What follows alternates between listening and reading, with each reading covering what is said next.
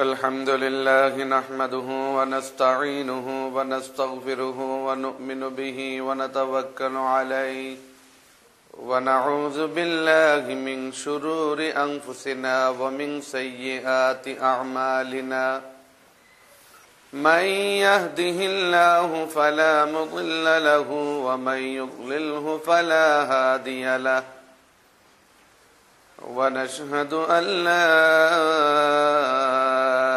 إله إلا الله وحده لا شريك له ونشهد أن سيدنا وسندنا وحبيبنا ومولانا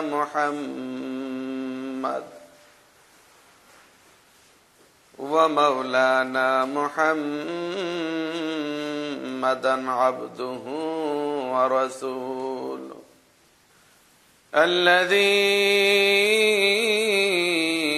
أرسل إلى الناس كافة بشيرا ونذيرا وداعيا إلى الله بإذنه وسراجا منيرا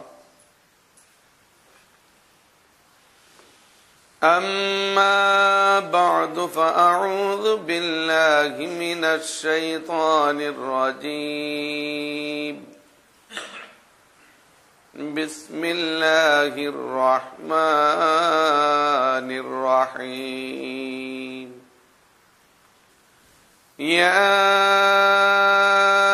أيها الذين آمنوا اتقوا الله حق تقاته ولا تموتن إلا وأنتم مسلمون بارك الله لنا ولكم في القرآن العظيم ونفعنا وإياكم بالآيات والذكر الحكيم اللهم صل على محمد وعلى آل محمد كما صليت على إبراهيم وعلى آل إبراهيم إنك حميد مجيد اللهم بارك على محمد وعلى آل محمد كما باركت على إبراهيم وعلى آل إبراهيم إنك حميد مجيد يا رب صل وسلم دائما أبدا على حبيبك ونبيك خير الخلق كلهم भेजा रब मेरे दुरूद सलाम बरगुज़ीदा नबी पर अपने मुदाम बलगल उला बिकमालिही कशफत दुजा बिजमालिही हसनत जमीउ खिसालिही सल्लु अलैहि व आलि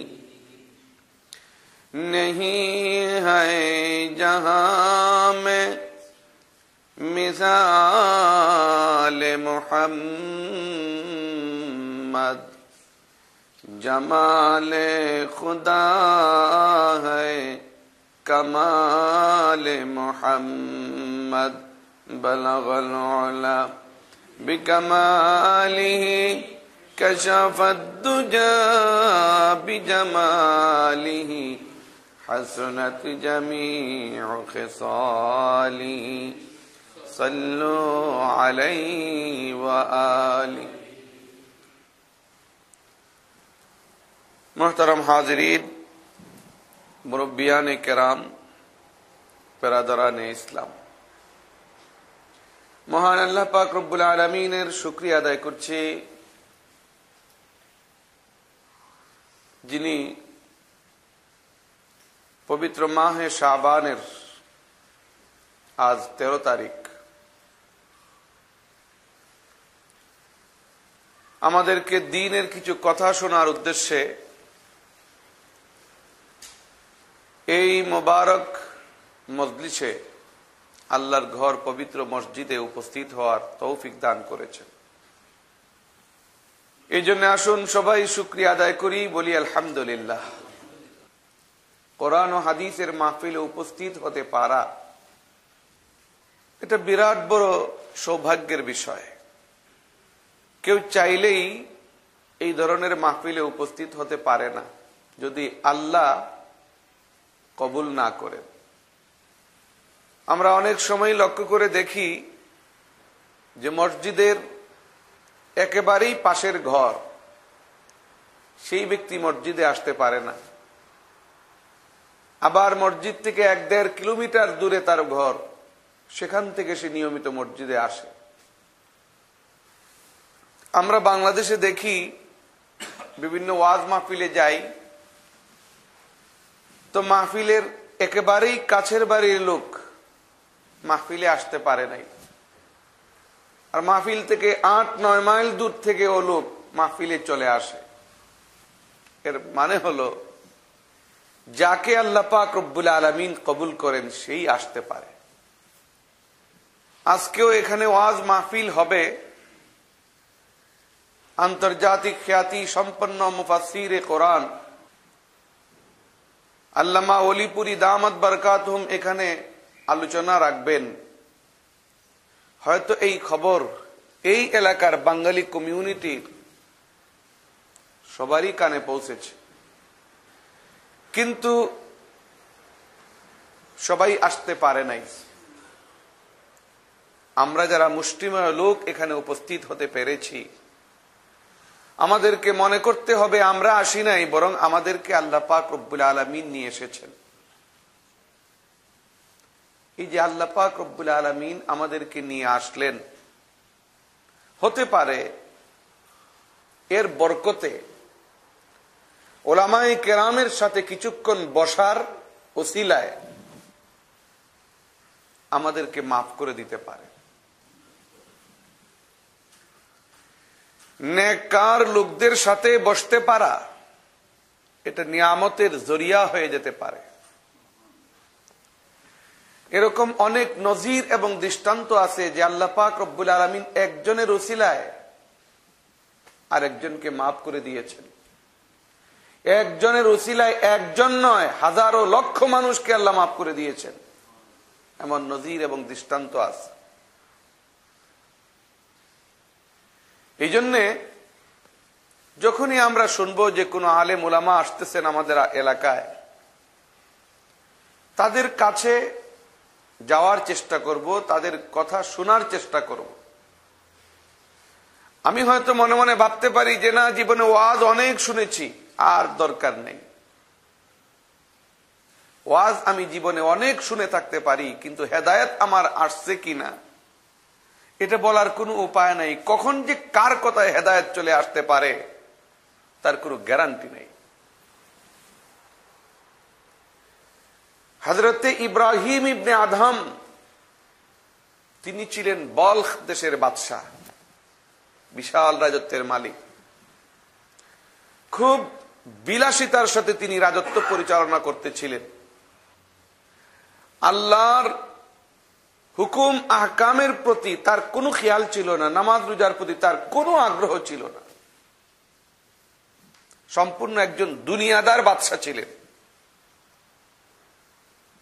একদিন তিনি হরিণ শিকারের উদ্দেশ্যে বাড়ি থেকে বের হইছেন, জঙ্গলে গেছেন। যাওয়ার সময় তার বান্দিকে বলে গেছেন যে আমার কক্ষ, আমার রুম ভালো করে সুন্দর করে পরিষ্কার করো, গুছগাছ করো, ময়লা আবর্জনা ভালো করে পরিষ্কার করো। বান্দির এই নির্দেশ দিয়ে তিনি চলে গেছেন। তো বান্দি জীবনের প্রথমবারের মতো বাদশার রুমে ঢুকছে, যেই রুমে বাদশাহ আরামায়েশ করেন। বাদশার রুমে বান্দি যখন ঢুকলো, জীবনে আর কোনোদিন বাদশার রুমে ঢুকে নাই। ঢুকে যখন বাদশার আরামায়েশের অবস্থা দেখলো, বিছানার মধ্যে যখন হাত দিছে, দেখে এত নরম বিছানা, এত নরম বালিশ, এত সুন্দর বিশ্রামের ব্যবস্থা। বান্দি মনে মনে ভাবতে লাগলো, না জানি এই বিছানার মধ্যে শুইলে কেমন মজা লাগে।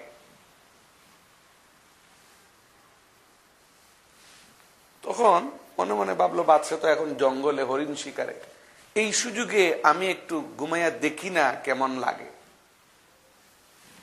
তো বান্দি বিছনায়, বাদশার বিছনায় উঠিয়া বালিশের মধ্যে মাথা রাখিয়া শুইল। আর এই আরামদায়ক বিছানার মধ্যে মাথা রাখার কারণে কিছুক্ষণের মধ্যেই তার ঘুম লেগে গেছে, নিজেরই খবর নাই, চোখ লেগে গেছে।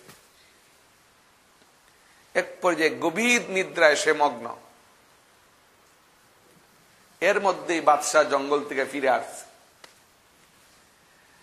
ফিরে এসে বাদশাহ দেখে যে সাধারণ বান্দি বাদশার বিছনায় শুয়ে রয়েছে। মিজাজ খারাপ হবে কিনা। ইব্রাহিম ইবনে আদমের রক্ত মাথায় উঠে গেল। সাথে সাথে ইব্রাহিম ইবনে আদম একটা চাবুক নিল। চাবুক নিয়া সেই বান্দির গায়ে 100টা বেত্রাঘাত, এক শ্বাসে 100টা বেত্রাঘাত করল। বেত্রাঘাতের আঘাতে বান্দির ঘুম ভাঙছে। 100টা বেত্রাঘাতে একবার বান্দির শরীর রক্তাক্ত হয়ে গেছে, চোখ দিয়ে পানি চলে আসছে, বান্দি কাঁদতেছে। তো বাদশা 100টা বেত্রাঘাত করার পরে বান্দিকে লক্ষ্য করে বলল, বান্দি, সাহস তো তোর কম না, আমার বিছনার মধ্যে শুয়েছিস, এই জন্য তোর 100 বেত্রাঘাত দিলাম, যা এবার। তো যাওয়ার সময় বান্দি একটা মুস্কি হাসি দিয়া গেল। বেত্রাঘাতের সময় কাঁদছে, এখন যাওয়ার সময় দিতে হাসি। বাদশার চোখে বিষয়টা ধরা পড়ছে, আরে মানলাম কাঁদছে, এখন দিয়ে যাওয়ার সময় আবার হাসে, দিল মাইরে তাসির করে নাই। বাদশা ডাক দিল, এই দিকে তোরে আগে মারছি এই জন্য কাঁদছ, কিন্তু এখন যাওয়ার সময় হাসলি কেন? হাসার যুক্তি কি? এবার বান্দি বলে, ও বাদশা জাহাপনা, আমি একজন সাধারণ বান্দি, আপনি বাদশার বিছানার মধ্যে শুয়ে পড়েছিলাম, এই অপরাধে আপনি আমাকে 100 বেত্রাঘাত করেছেন। আসলে আমি একজন বান্দে হয়ে আপনার বিছানার মধ্যে যে শুয়েছি, আমি অনুতপ্ত, আসলে আমি শাস্তিযোগ্য অপরাধ করছি, এই জন্য আপনি আমারে মারছেন। আমার মনে দুঃখ নাই, কিন্তু ব্যথা পাইছি, এই জন্য কাঁদছি। কিন্তু যাওয়ার সময় যে আমি হাসলাম, কেন আমি হাসলাম? এর কারণ হলো, যাওয়ার সময় আমার মনে হলো এই বিছানা এমন এক বিছানা, যেই বিছানার মধ্যে কিছুক্ষণ শোয়ার কারণে আমার শাস্তি হইল 100 বেত্রাঘাত। কিছুক্ষণ শোয়ার অপরাধে যদি 100 বেত্রাঘাত শাস্তি হয়, এই বিছানার মধ্যে যারা যুগ যুগ ধরে আরাম করে আসছে, এই বিছানার মধ্যে শুয়ে শুয়ে যারা হাজার হাজার রাকাত নামাজ কাজা করেছে, মাসের পর মাস আল্লাহর বিধান লঙ্ঘন করেছে, না জানি তাদের জন্য কত হাজার হাজার বেত্রাঘাতের ব্যবস্থা আছে। কিছুক্ষণ শোয়ার অপরাধে আমি খাইলাম 100 বেত। তো যারা যুগ যুগ ধরে এই বিছানার মধ্যে শুয়ে আসছে, না জানি তাদের কপালে আছে কত হাজার বেত। তো আল্লাহ যে আমারে সামান্য কিছুক্ষণ বিশ্রাম করাইয়া 100 বেত খাওয়াইয়া মাফ করে দিছেন, এই জন্য আমি আল্লাহর শুকরিয়া করে আদায় করে হাসছি। কিসের দিকে ইঙ্গিত করছে? বাদশার কিন্তু খবর হয়ে গেছে। কি বলল? কিছুক্ষণ শোয়ার অপরাধে আমি এই বান্দিকে দিছি 100 বেত। আর সেই ইঙ্গিত করে বলল যে এই বিছানার মধ্যে যুগ যুগ ধরে যারা আরামায়েশ করে আসতেছে তাদের ভাগ্যে না জানি আছে কত হাজার বেত। ঠিকই তো বলছে। চেঞ্জ হয়ে গেছে মাইন্ড। চিন্তা করতেছে বাদশাহ, কি বলল আমাকে বান্দি। মনে মনে খুব চিন্তিত। রাত হইছে, ঘুম আসতেছে না এই চিন্তায়, কি বলে গেল বান্দি আমাকে। গভীর রাত, ঘুম আসতেছে না এমনি। তখন আবার বাদশাহ শুনে যে ছাদের উপরে কটকট কটকট কটকট করে আওয়াজ। গরম পায়ে দিয়া শক্ত, জুতা পায়ে দিলে হাঁটলে যে আওয়াজ হয় এরকম আওয়াজ। তখন এমনি বাদশাহ ঘুম আসতেছে না, আবার এই আওয়াজ। খুব বিরক্ত হয়েছে বাদশাহ, চিৎকার করে বললো, হে তুমি কে আমার ছাদের উপর এইভাবে কটকট কটকট করতেছ? তখন ছাদের উপর থেকে আওয়াজ আসলো, আমি একটা উটের রাখাল, আমি উটের একজন রাখাল। বাদশাহ কয়, তো উটের রাখাল আমার ছাদের উপরে কেন? রাখালে জবাব দিল, আমার উটটা হারাইয়া গেছে, উটের তালাশে আইছি। বাদশাহ বিরক্ত আরো বেশি হয়েছে। উট হারাইয়া গেলে তালাশ করবি মরুভূমিতে, জঙ্গলে? উট কি 24 তলার ছাদের উপরে উঠে?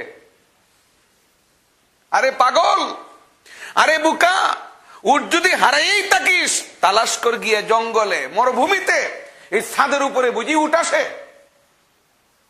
হ্যাঁ রে বুকা, বাদশাহ করেছে বুকা। এবার ছাদের উপর থেকে জবাব আসলো, বাদশাহ উট হারাইয়া গেছে জঙ্গলে, মরুভূমিতে তালাশ না করে আমি আপনার ছাদের উপরে তালাশ করতে এসে যদি বোকা হই? হে বাদশাহ, তুমিও হারাইয়া গেছো, সঠিক রাস্তায় তুমি নাই, যেই রাস্তায় থাকার কথা ছিল সেই রাস্তায় নাই। এখন এই আরাম আয়েশ পূর্ণ নরম বিছানায় শুয়ে শুইয়া আল্লাহরে বাইতে যাও। আল্লাহর পাওয়ার রাস্তাও এই আরাম আয়েশের বিছানা নয়। আগে বান্দির কথায় এমনি মন খারাপ, আবার এখন এই রাখালের কথায় মন আরো খারাপ। ঠিকই তো, আল্লাহরে পাইতিল এইভাবে নরম বিছানায় শুয়ে শুইয়া আল্লাহরে, ঠিকই বলছে, পাওয়া সম্ভব না। ইব্রাহিম ইবনে আদহাম ওই মুহূর্তে সমস্ত রাজত্ব ছেড়ে দিয়ে, বাদশাহী ছেড়ে দিয়ে, সব মানুষের কাছে হস্তান্তর করে আল্লাহকে পাওয়ার জন্য তিনি চলে গেলেন জঙ্গলে। দেখুন হেদায়েত কেমনে আসে। এই জন্য আমার বন্ধুরা, আমি বাংলাদেশ থেকে এবারই প্রথম এসেছি ব্রিটেন সফরে। প্রায় 1.5 মাস হয়ে গেল। এই 1.5 মাসে বহু প্রোগ্রাম করেছি বিভিন্ন শহরে, বিভিন্ন জায়গায়, লন্ডন সহ। আপনাদের এই এলাকায় এই প্রথম। নামাজ, জোহরের নামাজ 1:30টায় হবে, 1:15 পর্যন্ত আমাকে কথা বলার নির্দেশ দেওয়া হয়েছে। আমি পবিত্র কোরআনে কারীম থেকে একটি আয়াত তিলাওয়াত করেছি। এই আয়াতের আলোকে কিছু কথা আপনাদের সামনে রাখার চেষ্টা করব। তবে আমরা যারা কথাগুলো শুনবো, নামাজের পরে অলিপুরি হুজুর কথা বলবেন, তার কথা আমরা মনোযোগের সাথে শুনবো। আমরা যারাই কথা শুনবো, দ্বীনের কথা যখন শুনি তখন আমলের নিয়তে, হেদায়েতের উদ্দেশ্যে শোনা দরকার। আমি যে আয়াত আপনাদের সামনে তিলাওয়াত করেছি, আয়াতটি হলো সূরা আলে ইমরানের 102 নম্বর আয়াত। এই আয়াতটার মধ্যে 2টা কথা আছে, আল্লাহর 2টা নির্দেশ। 1 নম্বরে আল্লাহ বলছেন, ইয়া আইয়ুহাল্লাযীনা আমানু, হে ঈমানদারেরা, ইত্তাকুল্লাহা হাক্কা তুকাতিহ, আল্লাহকে ভয় করার মতো করো। ওয়ালা তামুতুন্না ইল্লা ওয়া আনতুম মুসলিমুন, আর খাঁটি মুসলমান না হয়ে মৃত্যুবরণ করিও না। এক নম্বর নির্দেশ, আল্লাহকে ভয় করার মতো করতে হবে। দুই নম্বর নির্দেশ, খাঁটি মুসলমান না হয়ে মৃত্যুবরণ করা যাবে না। আল্লাহকে ভয় করার মতো ভয় করা, এটা কিভাবে, কাকে বলে? আর এখানে যে আল্লাহ বললেন যে তোমরা মুসলমান না হইয়া মৃত্যুবরণ করো না, তাহলে মৃত্যুটা কি মানুষের হাতে? যে যতদিন পর্যন্ত খাঁটি মুসলমান হইতে পারলাম না ততদিন পর্যন্ত মরলাম না, যেই দিন খাঁটি মুসলমান হব সেই দিন মৃত্যুবরণ করব, ব্যবস্থাটা কি এরকম? কার মৃত্যু কখন চলে আসে বলতে পারবো? কালকে শবে বরাত, 24 ঘন্টা এখন বাকি। এই শবে বরাতের আগ পর্যন্ত কয়েক লক্ষ মানুষ দুনিয়া থেকে বিদায় নিবে। আমি আপনি বুকে হাত দিয়ে বলতে পারবো যে যারা আগামী 24 ঘন্টার মধ্যে মৃত্যুবরণ করবে তাদের মধ্যে আমরা নাই? এটা বলার কোন উপায় আছে? তাহলে আল্লাহ যে বললেন তোমরা মুসলমান না হইয়া মৃত্যুবরণ করো না, তার মানে কি? মৃত্যু যখন চলে আসবে তখন তো মরতে হবেই, এক সেকেন্ড সময় বিলম্ব করার কোনো ব্যবস্থা নাই। আমি আপনি সাধারণ মানুষ, হযরত সুলাইমান আলাইহিস সালাম পারেন নাই তার মৃত্যুকে কিছুটা বিলম্বিত করতে, দেরি করতে। সুলাইমান আলাইহিস সালামের নাম শুনেন নাই? বায়তুল মুকাদ্দাস নির্মাণ করেছেন সুলাইমান আলাইহিস সালাম। পৃথিবীতে 4 জন বাদশাহ, তারা যখন পৃথিবীতে বাদশাহী করেছেন, দ্বিতীয় কোনো বাদশাহ এই পৃথিবীতে আর ছিল না। এখন কি বাদশাহ, প্রেসিডেন্ট, প্রধানমন্ত্রী একজনই সারা পৃথিবীতে? একজন না। ইংল্যান্ডে একজন, আমেরিকায় একজন, বাংলাদেশে একজন, সৌদি আরব একজন, পাকিস্তান একজন, ইন্ডিয়া একজন, কতগুলি দেশ বর্তমান পৃথিবীতে আছে। কিন্তু 4 জন বাদশাহ যখন পৃথিবীতে বাদশাহী করেছেন, তাদের সময়ে পৃথিবীতে আর কোনো বাদশাহ ছিল না, তারাই ছিল এককভাবে বাদশাহ। এর মধ্যে 2 জন মুসলমান আর 2 জন কাফির। যে 2 জন মুসলমান ছিলেন, একজন হলেন হযরত সুলাইমান আলাইহিস সালাম। তার সময়ে এই পৃথিবীতে দ্বিতীয় কোনো বাদশাহ ছিল না, তিনি ছিলেন একা। আর সুলাইমান আলাইহিস সালামের রাজত্ব ছিল এমন, শুধু মানুষের উপরে তিনি রাজত্ব করেন নাই, বরং মানব দানব পশু পক্ষী সকলের উপরে হযরত সুলাইমান আলাইহিস সালাম রাজত্ব করেছেন। জিনদের উপরে তার ছিল কন্ট্রোল, জিনেরা তার নির্দেশে কাজ করত। তো বায়তুল মুকাদ্দাস যখন তিনি নির্মাণের সিদ্ধান্ত নিলেন, কাজ শুরু করেছিলেন প্রথমে হযরত দাউদ আলাইহিস সালাম, তার বাবা। কিন্তু দাউদ আলাইহিস সালাম কাজ শুরু করলেও কিছুই করে যেতে পারেন নাই। এরপরে সুলাইমান আলাইহিস সালাম সেই কাজ জিনদের মাধ্যমে তিনি করিয়েছিলেন।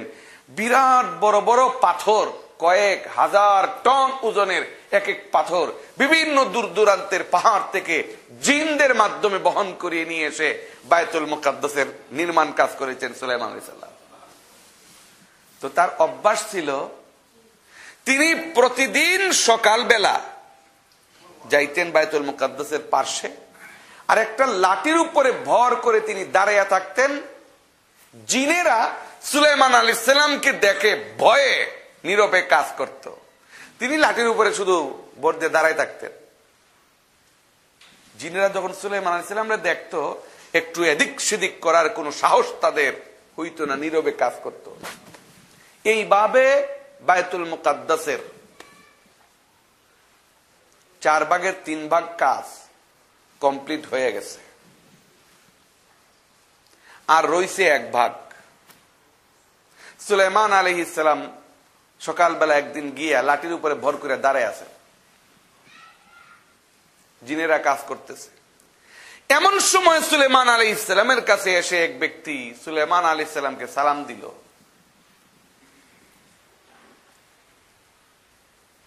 সালাম দেওয়ার পরে সুলাইমান আলাইহিস সালাম সালামের জবাব দিলেন, এখন আর লোকটা যায় না। হযরত সুলাইমান আলাইহিস সালাম জিজ্ঞাসা করলেন, তুমি কে, কি তোমার পরিচয়?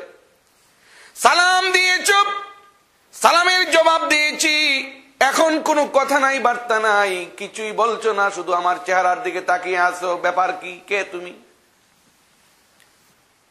তো সেই লোকটা তার পরিচয় দিয়ে বলল, আনা মালাকুল মউত, আমি হইলাম মৃত্যুদূত, আমার নাম আজরাইল। যত বড় সাহসী লোকই হোক না কেন, আজরাইলের নাম শুনলে মন আর নরম না হইয়া পারে না। আজরাইল। সুলাইমান আলাইহিস সালাম যখন বুঝতে পারলেন আরে এই ব্যক্তি তো মালাকুল মউত আজরাইল, সুলাইমান আলাইহিস সালামের মনে তখন ভয় ঢুকে গেল। মৃত্যুর ভয় না, মৃত্যুর ভয় সত্যিকারের ইমানদারেরা করে না। সত্যিকারের ইমানদারেরা মরতে পারলে খুশি, কারণ যত তাড়াতাড়ি মরব তত তাড়াতাড়ি আল্লাহর সাথে আমার সাক্ষাৎ হবে। এই জন্য সত্যিকারের ইমানদারেরা মৃত্যুকে ভয় করে না। আর এই দুনিয়ায় বেশি দিন বেঁচে থাকার মধ্যে কোনো সার্থকতা নাই। আমল যদি ভালো হয়, আমল যদি নেক হয়, তাড়াতাড়ি চলে যাওয়াই মঙ্গল। এই ব্যাপারে মজার একটা ঘটনা আপনাদেরকে শোনাই। রাসূলুল্লাহ সাল্লাল্লাহু আলাইহি ওয়াসাল্লাম একদিন যুদ্ধ থেকে মদিনায় ফিরতেছেন, সাথে অনেক সাহাবী। এই যুদ্ধে বেশ কিছুদিন ধরে তিনি ছিলেন এমনি ক্লান্ত, একেবারে টায়ার্ড। তো যুদ্ধ শেষ, মদিনায় ফিরে যাইতেছেন, সাথে বিশাল কাফেলা। সাথের যত খাবার দাবার ছিল সব ফুরিয়ে গেছে, শেষ, কিছু নাই খাওয়ার মতো।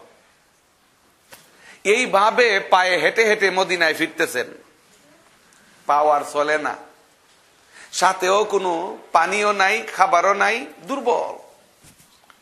এমতো অবস্থায় খুব কষ্ট করে মদিনার দিকে অগ্রসর হইতেছেন। তো এই কাফেলার মধ্যে ছিলেন হযরতে উমর রাদিয়াল্লাহু তাআলা আনহু এবং হযরতে উসমান রাদিয়াল্লাহু তাআলা আনহু। তারা নবীজির চেহারা দেখে খুব কষ্ট পাইতেছেন। আরে নবীজি এত কষ্ট করিয়া পায়ে হাইটে হাইটে মদিনায় যাইতেছেন, খাওয়াও নাই, পানিও নাই, কিছু নাই, যদি একটু সাহায্য করা যাইত। কিন্তু সবারই একই অবস্থা, কে কাকে সাহায্য করবে? যে রাস্তা দিয়ে মদিনায় যাইতেছেন, হঠাৎ হযরত উমরের খেয়াল হইল, আরে এই রাস্তার পাশে তো আমার এক পরিচিত মানুষের বাড়ি আছে, লোকটা অনেক বড় ধনী। আমরা যদি আল্লাহর নবী সহ এই কাফেলা নিয়ে ওই লোকের বাড়িতে যাই, নিশ্চয়ই লোকটা নবীজিকে পাইয়া খুশি হবে এবং তার সাধ্য অনুযায়ী আমাদের মেহমানদারি করবে। তো লোকটা যদি একটু মেহমানদারি করে, তো অন্তত আমাদের আরো কিছু রাস্তা সহজে চলা সম্ভব হবে। এই আশায় হযরত উমর নবীজির কাছে গিয়া প্রস্তাব রাখলেন, ইয়া রাসূলুল্লাহ, এই রাস্তার পাশেই আমার এক পরিচিত লোকের বাড়ি আছে, আর এই লোকটাও অনেক বড় ধনী। এই লোকটার বাড়িতে যদি আমরা গিয়ে উপস্থিত হই, আশা করি সে আপনাকে পাইয়া খুশি হবে এবং সাধ্য অনুযায়ী সে আমাদের মেহমানদারি করবে। প্রস্তাবটা যখন হযরত উমর নবীজির সামনে রাখলেন, নবীজি এই প্রস্তাবে সহজে রাজি হয়ে গেলেন, বললেন ঠিক আছে চলো যাই। আল্লাহর নবী সাহাবায়ে কেরামকে নিয়ে ওই ধনী লোকটার বাড়িতে গিয়ে উপস্থিত হইলেন। লোকটা যখন দেখলো বিশাল কাফেলা তার বাড়িতে এসে হাজির, লোকটা যদিও ধনী ছিল, ধন তার ঠিকই ছিল, কিন্তু মন ছিল না। এত মানুষ তার বাড়িতে দেখিয়া ভয় পেয়ে গেছে। সে মনে মনে ভাবতে লাগলো, এত মানুষ, এদের যদি আমি মেহমানদারি করি তাহলে অনেক খরচ হয়ে যাবে। তো প্রথম নবীজির দেখিয়া সালাম একটা যদিও দিছে, কিন্তু মনে মনে চিন্তা করতেছে কিভাবে মেহমানদারি না করে এদেরকে বিদায় করে দেওয়া যায়। তো সবাইকে সে বলল, ঠিক আছে বসেন। নবীজি সহ সবাই বসছেন। সে করলো কি, আল্লাহর নবীকে বসাইয়া তার নিজের একটা কাজে এমন মনোযোগ দিল, একবার ফিরেও নবীজির দিকে তাকায় না, সে তার কাজ করে। এই অবস্থায় কয়েক ঘন্টা সময় পার হয়ে গেছে। সে কোনো মেহমানদারির আয়োজন করবে দূরের কথা, সৌজন্যমূলক ভদ্রতামূলক একটু কথাবার্তাও সে কারো সাথে বলে না। সে খুব মনোযোগী তার কাজ করতেছে। আল্লাহর নবীর আর বুঝবার বাকি রইল না যে আসলে এই লোকের আমাদের মেহমানদারি করার উদ্দেশ্য নাই, যেই জন্য সে এই চালাকিটা অবলম্বন করেছে, সুতরাং এই অবস্থায় এখানে আর বসে থাকার কোনো প্রয়োজন নাই, মনে ভাবলে আমরা চলে যাওয়াই উচিত, এই লোক আমাদের মেহমানদারি করবে না। তো অনেকক্ষণ পর্যন্ত এই অবস্থায় বসে থাকার পরে আল্লাহ নবী এক পর্যায়ে সাহাবায়ে কেরামকে বললেন, উঠো সবাই, চলো আমরা যাই। যেই নবীজি সাহাবায়ে কেরামকে নিয়ে দাঁড়িয়ে পড়েছেন, চলে যাবেন, এমতো অবস্থায় লোকটা উঠে, আরে আমি সরি, দুঃখিত, আপনাদের সময়ের অভাবে কিছু করতে পারলাম না, আজকে কিছু করা সম্ভব হইল না, আপনারা আরেকদিন আইসেন, আমি ভালো করে মেহমানদারি করব।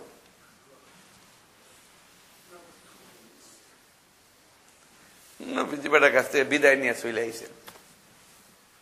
রাস্তায় আসার পরে নবীজি বলেন সাহাবায়ে কেরামকে, সবাইকে বলেন, তোমরা হাত তুলো, দোয়া হবে, এই লোকটার জন্য দোয়া হইব। সাহাবায়ে কেরাম হাত তুলছেন ঠিকই, কিন্তু মনে মনে ভাবতেছেন এই বেডার কাম শেষ, নিশ্চয়ই আল্লাহর নবী এখন এই লোকটার জন্য এমন বদদুয়া করবেন, এই লোকটা যে আচরণ করছে তার জন্য বদদুয়াই করা উচিত। তো সাহাবায়ে কেরাম মনে মনে ভাবতেছেন তার জন্য বদদুয়া হবে, কিন্তু আল্লাহর নবী যখন হাত তুলছেন সাহাবায়ে কেরামকে নিয়ে, রাহমাতুল লিল আলামিন দোয়া করতেছেন আল্লাহর কাছে, শুনেন কেন, আয় আল্লাহ, যেই লোকটার বাড়ি থেকে এখন আমরা বের হয়ে আসলাম, আল্লাহ তুমি ওই লোকটাকে দীর্ঘ হায়াত দান করো, দীর্ঘ হায়াত। দোয়া হইল না বদদুয়া হইল? দীর্ঘ হায়াত। আপনাদের বাসায় যদি কেউ খাইয়া দেবার সময় দোয়া করে যে আল্লাহ এই বেটারে তাড়াতাড়ি মেরে লাও, খুশি হইবেন? খুশি হইবেন? আর যদি হুজুরে দোয়া করেন আল্লাহ যে লোকটা আমরা পেট পুরে খাওয়া হয়েছে তারা তুমি দীর্ঘ হায়াত দান করো, খুশি হইবেন না? তাহলে বোঝা গেল দীর্ঘ হায়াতের দোয়াটা এটা একটা দোয়া। আল্লাহ নবী দোয়া করলেন, আয় আল্লাহ, যে লোকটার বাড়ি থেকে আমরা এখন বের হয়ে আসলাম, এই লোকটাকে তুমি দীর্ঘ হায়াত দান করো। সাহাবায়ে কেরাম মনে মনে আশ্চর্য হয়ে গেলেন, যে লোকটা আমাদের সাথে এইরকম আচরণ করলো, সামর্থ্য থাকা সত্ত্বেও, ধন সম্পদ থাকা সত্ত্বেও আমাদের সাথে এইরকম ব্যবহার করলো, কোনো মেহমানদারি করলো না, এমনকি আল্লাহর নবীকে পেয়েও সে খুশি হইল না, কোনো মেহমানদারি করলো না। এই লোকটার জন্য এই দোয়া, তার জন্য দীর্ঘ হায়াতের দোয়া নবীজি কেন করলেন? বরং তার জন্য দোয়া করা উচিত ছিল, আল্লাহ তাড়াতাড়ি ঠাডা ফালাইয়া তারে তুমি মাইরা লাও, এমন দোয়া তার জন্য করা দরকার ছিল। কিন্তু নবীজি দোয়া করছেন দীর্ঘ হায়াতের। চলে আসছেন সাহাবায়ে, মনে মনে এই প্রশ্ন, চলতেছে কাফেলা। আরো কিছু দূর যাওয়ার পরে রাস্তার পাশে ছিল একজন বৃদ্ধা বিধবা মহিলার বাড়ি। মহিলাটি ছিল একেবারেই গরিব, একটা মাত্র কুঁড়ে ঘর ছাড়া তার আর কিছুই ছিল না। হঠাৎ করে সে কুঁড়ে ঘরের ফাঁক দিয়ে তাকায়া দেখে রাস্তা দিয়ে একটা বিরাট কাফেলা যাচ্ছে, আর ওই কাফেলার সামনে বিশ্ব নবী মুহাম্মদুর রাসূলুল্লাহ সাল্লাল্লাহু আলাইহি ওয়াসাল্লাম নেতৃত্ব দিতেছেন। কাফেলার সামনে নবীজি। দেখিয়া এই মহিলা ঘরের থেকে দৌড়ে আইছে, দৌড়ে এসে কাফেলার সামনে দাঁড়িয়ে বলতেছে, ইয়া রাসূলুল্লাহ, আমার বাড়ির পাশে দিয়ে আপনি চলে যাবেন, আর কোনো মেহমানদারি আপনার করব না, তা হতে পারে না। ওগো আল্লাহর নবী, দয়া করে আপনার এই পুরা কাফেলা নিয়ে আমার ঘরে আসুন, আমি সাধ্য অনুযায়ী আপনাদের মেহমানদারি করব। তো সেই মহিলার মেহমানদারি করার কোনো সামর্থ্যই নাই, মাত্র একটা দুম্বা আছে তার, দুম্বাটাও তখন মাঠে ঘাস খায়। নবীজি, আল্লাহর নবী এই বৃদ্ধা বিধবা মহিলার এই মধুর বাণী শুনে, তার এই নরম আওয়াজ শুনে, এত সুন্দর কথা শুনে নবীজির মনটা গলে গেল। যদিও বিধবা মহিলা, বৃদ্ধা মহিলা, কুঁড়ে ঘরের মালিক, কিন্তু তবুও আল্লাহর নবী তার দাওয়াত কবুল করে লাইছেন। সাহাবায়ে কেরামকে বললেন, ও সাহাবীরা, চলো আমরা এই বিধবা মহিলার বাড়িতে যাই। সাহাবায়ে কেরামের কারো কারো মনে ধারণা, এই বেটির বাড়ি দিয়ে লাভ কি হবে, এই বেটির আছেই বা কি, আর মেহমানদারি বা করবে কি। তারপরও নবীজির সাথে সাহাবীরা গেছে। মহিলা নবীজিকে সাহাবায়ে কেরামকে নিয়ে বাড়ির মধ্যে বসিয়ে, দুম্বা তো মাটির মধ্যে, দুম্বা তালাশে বের হইল, অনেক কষ্ট করে দৌড়াইয়া সেই দুম্বাটাকে ধরলো, ধরে নিয়ে এসে এই দুম্বাটাকে জবাই করলো, জবাই করে নবীজির সামনে নিয়ে আসলো। আল্লাহ নবী সাহাবায়ে কেরামকে নিয়ে এই সামান্য দুম্বাটাই সকলে মিলে যোগে খাইলেন। খাওয়া দাওয়া যখন শেষ, মহিলাটি এসে বলতেছে, ইয়া রাসূলুল্লাহ, বিয়াদবি মাফ করবেন, কষ্ট দিলাম আপনাকে ডেকে এনে, আসলে মেহমানদারি ঠিক মতো করতে পারি নাই, আমার যোগ্যতাও নাই, সামর্থ্যও নাই, এই জন্য উপযুক্ত মেহমানদারি আমি আপনাদের করতে পারলাম না, দয়া করে আমাকে মাফ করে দিবেন। আল্লাহ নবী বলেন, না না না, তোমার সুন্দর মেহমানদারি হয়েছে, আমরা তোমার মেহমানদারিতে খুশি হয়েছি। সাহাবায়ে কেরামকে নিয়ে এবার আল্লাহর নবী ওই মহিলার বাড়ি থেকে বের হয়ে আসলেন। মহিলার বাড়ি থেকে চলে আসার পরে আল্লাহর নবী সাহাবায়ে কেরামকে বলেন, ও সাহাবীরা, হাত তুলো সবাই, এই মহিলার জন্য দোয়া করা উচিত। সাহাবায়ে কেরাম হাত তুললেন, মনে মনে ভাবতেছেন, না জানি এই মহিলার জন্য আল্লাহর নবী কি দোয়াটা করবেন। হাত তুলছেন। এইবার সাহাবায়ে কেরাম লক্ষ্য করে দেখেন, আল্লাহ নবী হাত তুলেছেন, দোয়া করতেছেন আল্লাহর কাছে, আয় আল্লাহ, এই বিধবা বৃদ্ধা মহিলা, সামর্থ্য নাই, টাকা পয়সা নাই, ধন নাই, সম্পদ নাই, তবুও তার মন আছে, সে সাধ্য অনুযায়ী একটা মাত্র ছাগল ছিল তার, সেই ছাগলকে জবাই করে যেভাবে আমাদেরকে মেহমানদারি করলো, আল্লাহ তার মেহমানদারিতে আমি খুশি হয়ে গেছি। আয় আল্লাহ, তুমি অতি তাড়াতাড়ি এই বিধবা মহিলাটাকে দুনিয়া থেকে তুলিয়া নিয়ে যাও, তাড়াতাড়ি তারে মৃত্যু দিয়া দাও। দোয়া হইল না বদদোয়া হইল? সাহাবায়ে কেরাম আশ্চর্য হয়ে গেলেন, এটা কেমন কথা? বিডি আমাদেরকে এত সুন্দর করে আন্তরিকতার সাথে খাওয়াইলো, আর এই মহিলার জন্য নবীজি দোয়া করলেন আল্লাহ যেন তাড়াতাড়ি মৃত্যু দিয়া দেন, আর ওই বেড়ায় আমাদেরকে খাওয়াইলো না, কিচ্ছু করলো না, ওই বেড়ার জন্য নবীজি দোয়া করলেন আল্লাহ যেন দীর্ঘ হায়াত দেন। দোয়া তো হয়ে গেছে উল্টা। এই বেটারে ঠাডা ফালে মারণ দরকার ছিল, আর এই বেটির জন্য অন্তত 2000 বছরের হায়াতের দোয়া করার দরকার ছিল। এবার দোয়ার পরে সাহাবীরা নবীজির কাছে আরজ করলেন, ইয়া রাসূলুল্লাহ, আমরা তো দোয়ার হিকমত বুঝতে পারি নাই। আল্লাহর নবী বলেন, ও সাহাবীরা, দোয়ার হিকমত তোমাদের বুঝার কথাও নয়, কারণ তোমাদের কাছে আল্লাহর পক্ষ থেকে ওহী আসে না, আমার কাছে আল্লাহর পক্ষ থেকে ওহী আসে, ওহীর মাধ্যমে আমি অনেক বিষয় বুঝতে পারি, তোমরা জানতে পারো না। শোনো, কেন যে ওই লোকটার জন্য দীর্ঘ হায়াতের দোয়া করলাম, আর এই মহিলার জন্য দোয়া করলাম তাড়াতাড়ি যেন আল্লাহ মৃত্যু দিয়া দেন, তোমাদের কাছে মনে হয়েছে দোয়াটা উল্টা হয়ে গেছে। মহিলার জন্য দীর্ঘ হায়াতের দোয়া করার দরকার ছিল, ওই লোকটার জন্য তাড়াতাড়ি মৃত্যুর দোয়ার দরকার ছিল, কিন্তু কেন আমি উল্টা দোয়া করলাম, তার কারণ ওহীর মাধ্যমে আল্লাহ পাক রব্বুল আলামিন আমাকে জানিয়ে দিয়েছেন, ওই যে লোকটার বাড়ি থেকে আমরা চলে এসেছি, লোকটা আমাদের কোনো মেহমানদারি করলো না, তার সামর্থ্য ছিল তারপরেও করলো না।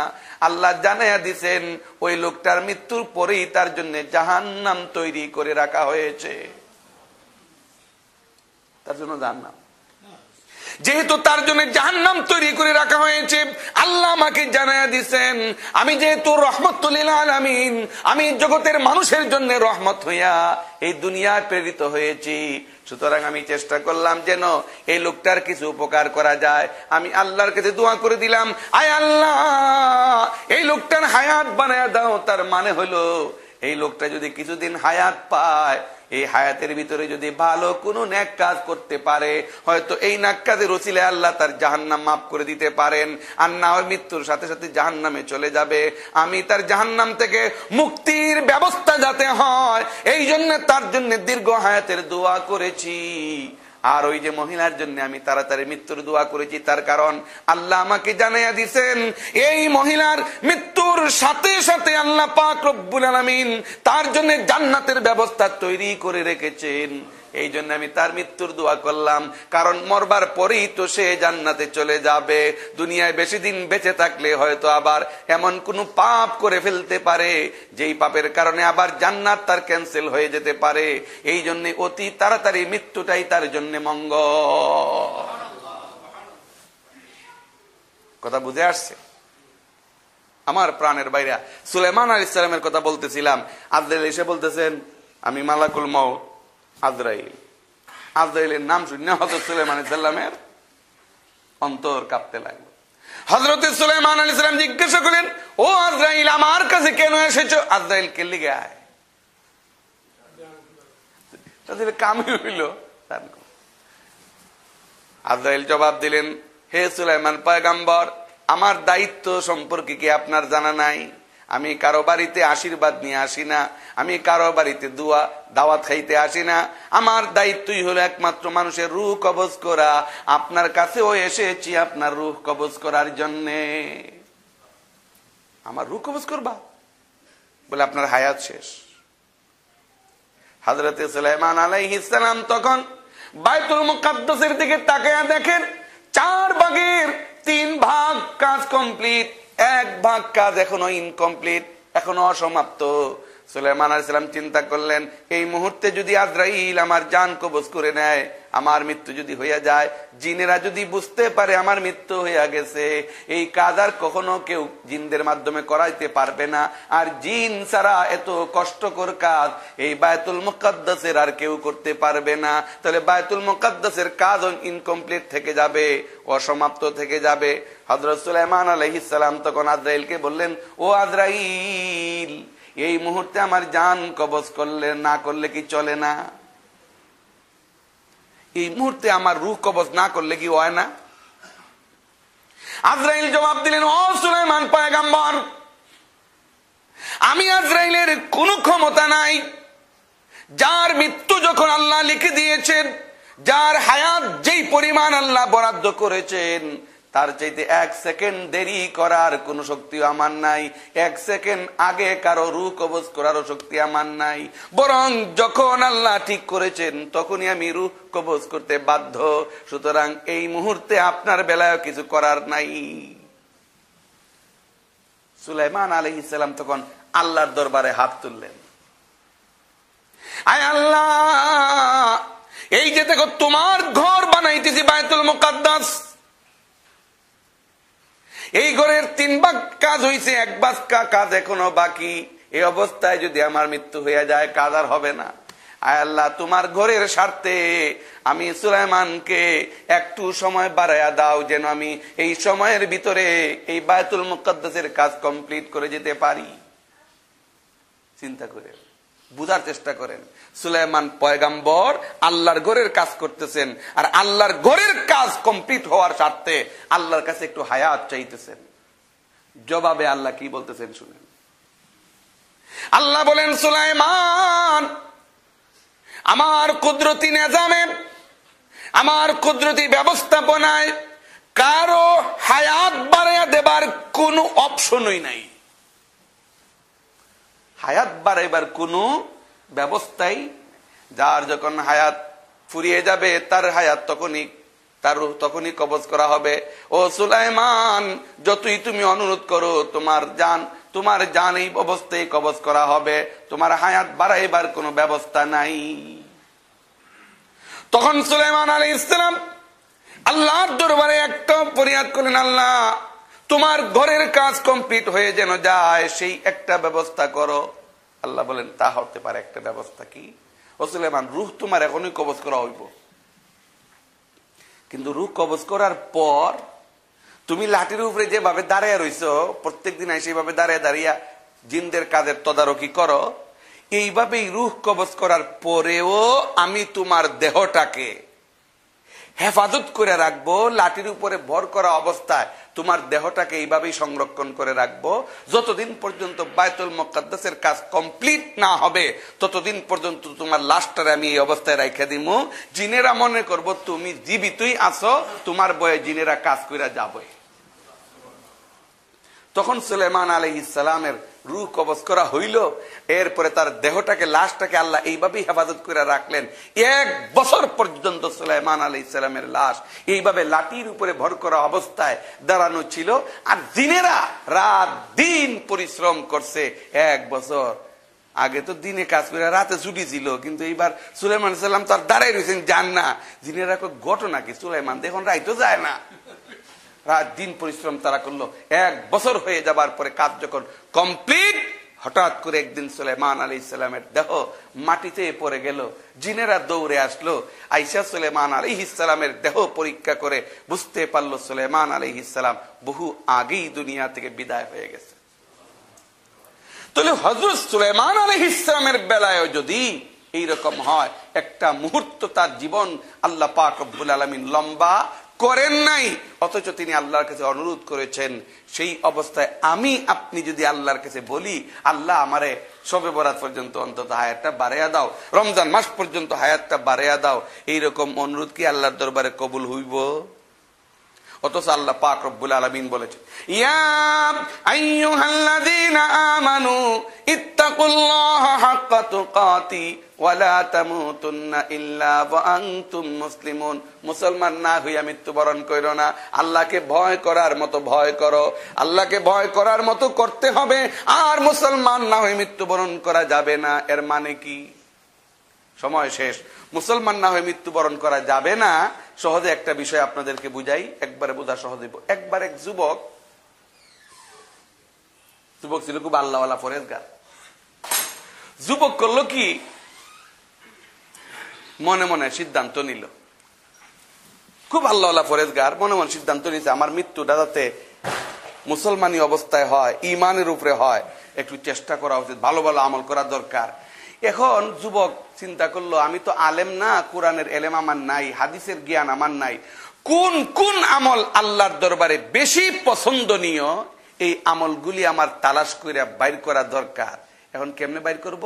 সে মনে মনে সিদ্ধান্ত নিল, আমি একটা কাজ করব, এই দেশে যত বড় বড় আলেম আছেন, এই বড় বড় আলেমদের মধ্য থেকে আমি 100 আলেমের নাম খাতায় লিখব, আর এই 100 জন আলেমের প্রত্যেকের কাছে গিয়ে আমি একটা প্রশ্নই সবাইকে করব। প্রশ্নটা কি? প্রশ্নটা হবে সমস্ত আলেমের কাছে একটাই, সেটা হলো যে হুজুর, যদি আপনি জানতে পারেন আগামীকাল আপনার মৃত্যু হয়ে যাবে, বাকি সময়টা আপনি কোন আমল করে কাটাবেন, দয়া করে ওই আমলের কথাটা একটু বলেন। তো নিশ্চয়ই বড় বড় আলেম যারা কোরআন হাদিসের জ্ঞানে যারা জ্ঞানী, তারা যে আমলের কথাটা বলবেন খুবই নেক আমল হবে, আর আল্লাহ কাছে খুব পছন্দনীয় আমল হবে। তো ওই আলেমরা যে আমলের কথা বলবেন, আমি খাতার মধ্যে এগুলো লিপিবদ্ধ করব, আর আমি এই আমলগুলো বাকি জীবন বেশি বেশি করে করব। তো 100 আলেমের নাম প্রথমে সিলেক্ট করলো, এরপরে একজন একজন করে আলেমের কাছে যেতে লাগলো। সমস্ত আলেমের কাছে গিয়ে একটাই সে প্রশ্ন করে, হুজুর, যদি জানতে পারেন আগামীকাল আপনার মৃত্যু হবে, তাহলে বাকি সময়টা আপনি কোন কাজ করে কাটাইবেন? তো এক একজন আলেমে এক একটা জবাব দেন। কেউ বলেন আমি সারা সময় কোরআন তেলাওয়াত করে কাটাবো, আরেকজনে বলেন আমি সারাক্ষণ দুরূদ পড়ে কাটাবো, আরেকজনে বলেন না আমি সারাক্ষণ নফল নামাজে কাটাবো। এইভাবে এক একজন এক এক আমলের কথা বলেন, আর সে খাতায় লিপিবদ্ধ করে। এইভাবে যেতে যেতে 99 জন আলেমের কাছে যাওয়া শেষ, সর্বশেষ আবু নুআইম আব্দুর রহমান নামে বহুত বড় একজন মুহাদ্দিসের কাছে গিয়া জিজ্ঞাসা করলো যে হুজুর, যদি জানতে পারেন আগামীকাল আপনার মৃত্যু হয়ে যাবে, বাকি সময়টা আপনি কোন কাজে কাটাবেন, দয়া করে একটু বলুন। তখন সেই হুজুর জবাব দিলেন, হে আল্লাহর বান্দা শোনো, তুমি বলতেছো আগামীকাল যদি মৃত্যু হয়ে যায়, আমি যদি জানতে পারি বাকি সময়টা কোন কাজে আমি কাটাবো, আগামীকাল 24 ঘন্টা এখনো বাকি, যদি জানতে পারি আমার মৃত্যু, তাহলে আমার দৈনন্দিন জীবনের আমলে কর্মসূচিতে কোনো হেরফের হবে না। আমি এখন যেভাবে কাজ করি, যেভাবে আমল করি, সেইভাবেই আমার আমল চলতে থাকবে। যদিও জানার কোনো ব্যবস্থা নাই মৃত্যুর, তবুও যদি জানতে পারি আগামীকাল মৃত্যু হয়ে যাবে, আগামীকাল পর্যন্ত আমার রুটিনের কোনো পরিবর্তন করার প্রয়োজন হবে না। আমি যেভাবে কাজ করতেছি সেইভাবেই করবো। বলি কেন? আপনি জানবেন মরে যাবেন, তারপরেও কি আপনি একটু তৎপর হইবেন না? তখন সে আলেম বললেন, তুমি বলতেছো আগামীকালের কথা, আর আমার জীবনের অবস্থা হলো এরকম, আমি প্রতিটা মুহূর্তকে আমার জীবনের শেষ মুহূর্ত মনে করি, এবং শেষ মুহূর্ত মনে করে আমি ওইভাবেই আমল করি। সুতরাং আমার জীবনের রুটিন পরিবর্তনের কোনো প্রয়োজন নাই। চিন্তা করে দেখেন, এইরকম যাদের জীবনের রুটিন হয়ে যাবে, তাদের জন্য শবে বরাত কবে এটা জানারও দরকার নেই। ঠিক না বেঠিক? শবে বরাত কবে, এইগুলি তালাশ করে কারা? যারা বাকি বছরের খবর রাখে না, বছরের অন্য সময়ে মসজিদে আসে না, এরাই খালি তালাশ করে শবে বরাত কবে। আর যারা রেগুলার মসজিদের মুসল্লি, এরা তো মসজিদে আসেই সব সময়। এর ভিতরে যদি শবে বরাত চলে যায় তাদের কোনো লস নেই, কারণ তারা মসজিদে ছিলই, নামাজে ছিলই। আর যারা বাকি বছর নামাজ পড়ে না, এরা খালি জিজ্ঞাসা করবো শবে কদর কবে, শবে বরাত কবে, শবে মেরাজ কবে। এই জন্য আমার প্রাণের বাইরে ওয়ালা তামুতুন্না ইল্লা ওয়া আনতুম মুসলিমুন, খাঁটি মুসলমান না হয়ে মৃত্যুবরণ করা যাবে না। এর অর্থ হলো তুমি প্রতিটা মুহূর্তকে তোমার জীবনের শেষ মুহূর্ত মনে করো এবং মৃত্যুর জন্য তুমি প্রস্তুতি নিয়ে রাখো। যেই অবস্থায় তোমার মৃত্যু হয় সেই অবস্থায় যেন তোমার ঈমানের উপরে মৃত্যু হতে পারে। এই জন্য আল্লাহ নবী বলেছেন মুতু কাবলা আন তামুতু, মরবার আগে মরো, তার আগে হইল মরবার আগে মৃত্যুর প্রস্তুতি নাও। আল্লাহ আমাদের সবাইকে তৌফিক দান করুক, আমিন। ওয়া আখিরু দাওয়ানা আলহামদুলিল্লাহি রাব্বিল আলামিন।